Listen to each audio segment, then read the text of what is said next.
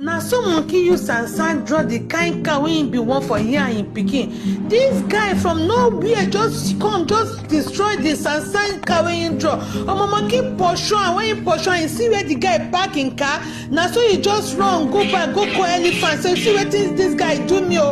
Na so elephant come run carry am for back, dey come dey run dey go before the guy go comot. Omo elephant jump on top the car destroy am for am. Na so the guy come back come dey cry.